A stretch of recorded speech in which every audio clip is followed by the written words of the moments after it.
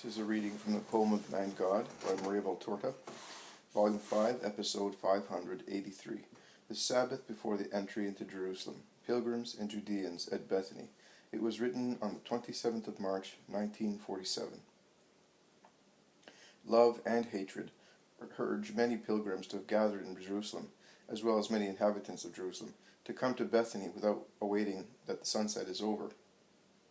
On the contrary, the sun has just begun to set when the first visitors arrive at Lazarus' house, and as Lazarus, when called by the servants, is surprised at such transgression of the Sabbath, because the first to arrive are the best known among the strictest Judeans, they give him this truly Pharisaic answer.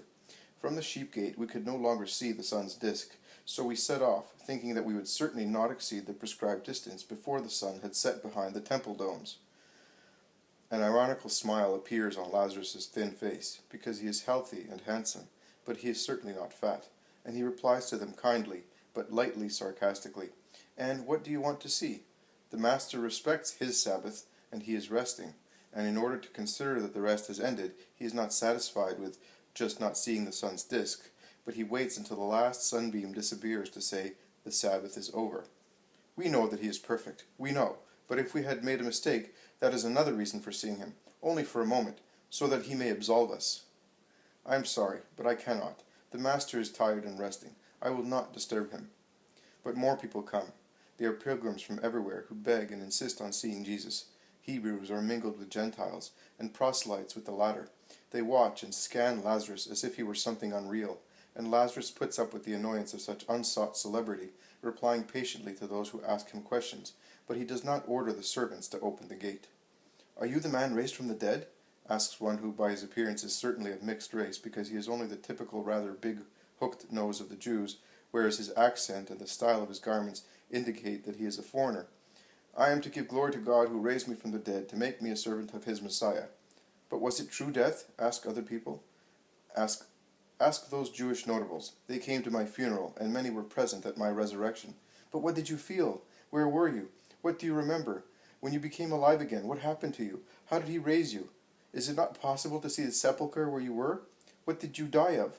Are you really well now? Have you no longer the marks of the sores?" Lazarus tries to reply to everybody patiently.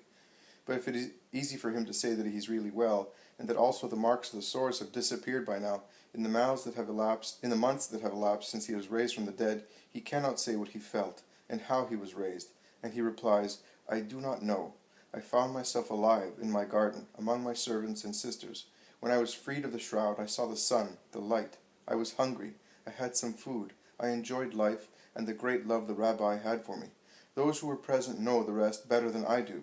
There are three over there who were talking, and two who were just arriving.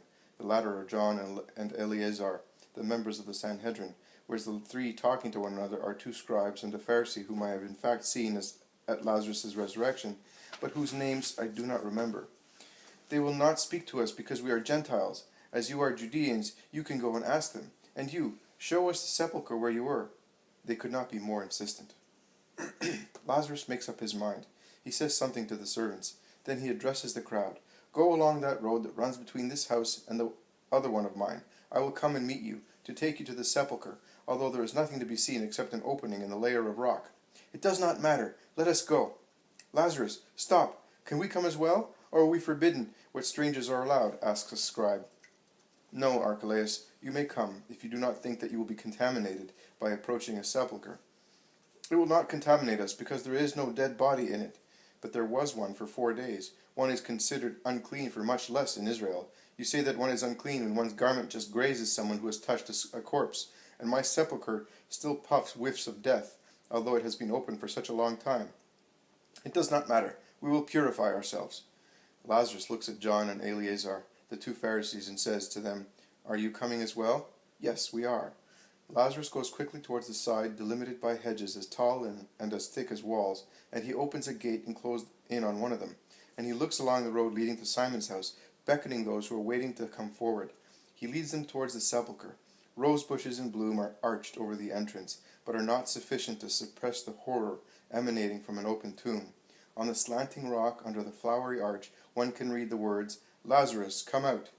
The evil-minded visitors see them at once and ask immediately, Why did you have those words carved there? You should not have done that. Why? In my house I do what I like, and no one can accuse me of sin if I decided to have fixed on the rock, so that they are indelible, the words of the divine cry that gave life back to me. When I shall be in there, and I shall no longer be able to celebrate the merciful power of the Rabbi, I want the sun to read them still there on the rock, and the plants to learn them from the winds, birds and flowers to caress them, continuing thus on my behalf to bless the cry of the Christ, who raised me from the dead. You are a heathen. You are an impious person. You are cursing our God. You are singing the praises of the witchcraft of Beelzebub's son. Be careful, Lazarus. I remind you that I am in my house, and that you are in my house, and that you have come without being invited, and for worthless purposes. You are worse than these people who are heathens, but they recognize a God in the reviver. Anathema! Like master, like disciple. How horrible! Let us go away from this impure cloaca, corrupter of Israel. The Sanhedrin will remember your words, and Rome your conspiracies. Get out! Lazarus, who is always mild, remembers that he is the son of Theophilus, and he drives them away like a pack of dogs. The pilgrims who have come from every country remain, and they ask, and look, and implore to see the Christ. You will see him in town. Not now. I cannot. Ah, but is he coming to town? Really? Are you not lying? Is he coming even if they hate him so much? He is coming. Go now and do not worry. See how peaceful is the house. Not a person to be seen, not a voice to be heard. You have seen what you wanted to see, the man risen again, and the place of his burial. Go now, but do not allow your curiosity to be unfruitful. May the fact that you have seen me, the living evidence of the power of Jesus Christ, the Lamb of God, and most holy Messiah, lead you all on his way. Because of this hope, I am glad that I was raised from the dead, because I hope that the miracle may rouse the doubtful and convert the heathen, convincing them all that one only is the true God, and one only is the true Messiah, Jesus of Nazareth, the Holy Master. The crowds disperse reluctantly, and if one goes away, 10 more come, because new people arrive continuously. But with the help of some servants, Lazarus succeeds in pushing everybody out and closing the gates. He is about to withdraw, saying, "Make sure they do not force the gate or climb over them. It will soon be dark, and they will go out to their sojourns," when he sees Eleazar and John come out from behind a myrtle bush. "What? I had not seen you, and I thought, do not send us away. We hid behind thick bushes not to be seen. We must speak to the Master. We came as we are not so suspected as Joseph and Nicodemus are, but we would not like to be seen by anybody except you and the Master. Are your servants trustworthy?" In Lazarus' house, the custom is to see and to hear only what is pleasing to the landlord, and to know nothing for strangers. But come along this path between 2 hedges of vegetation darker than a wall, and he leads them along the path running between the double impenetrable barrier of boxes and laurel. "Wait here, I will bring Jesus." "Let no one know." "Be not afraid." The wait is a short one.